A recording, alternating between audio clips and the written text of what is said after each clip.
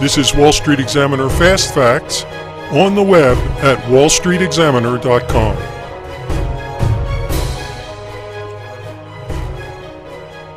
This is Wall Street Examiner Fast Facts. Forget the Wall Street spin. Let's get the facts.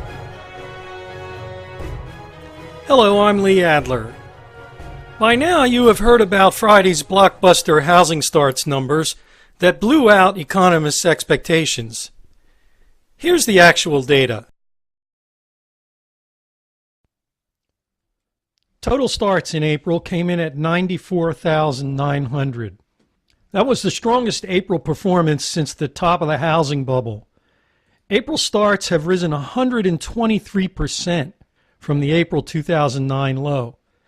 That sounds impressive, but 123% of almost nothing isn't much. Percentages don't mean much in this market.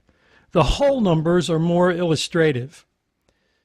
Total starts have soared by that percentage because an abominable total of only 42,500 units were built in April 2009.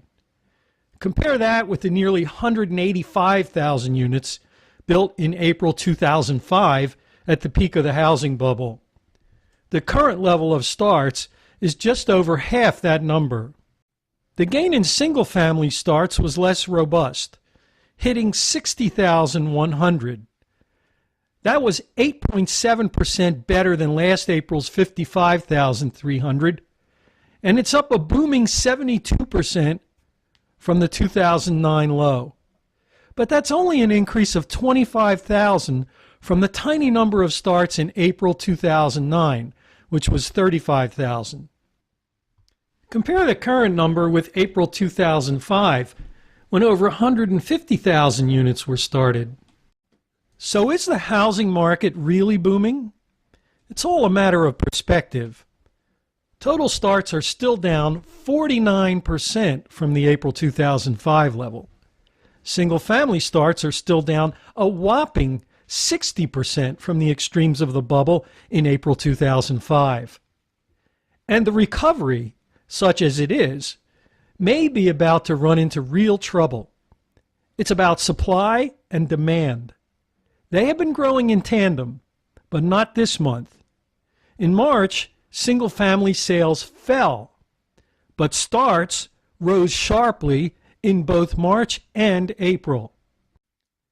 This divergence creates an oversupply in the single-family market. The last time sales fell while starts were still rising was in 1986, at the onset of a 6-year housing recession that few people recall because the more recent one was so much worse. But those of us who were working in the housing industry at that time certainly remember it.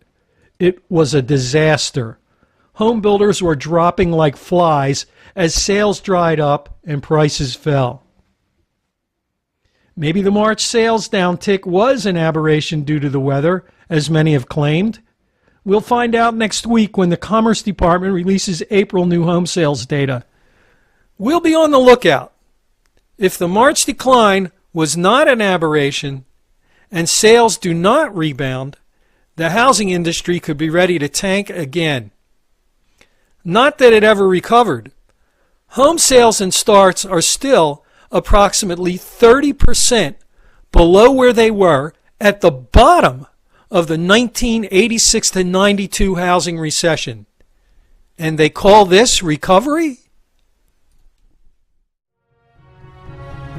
This Wall Street Examiner Fast Facts has been brought to you by the Wall Street Examiner Professional Edition, focused on the analysis of macro liquidity and market cycles for professional investors, traders, and sophisticated individual investors. Try it risk-free for 30 days at wallstreetexaminer.com. Get the facts. wallstreetexaminer.com.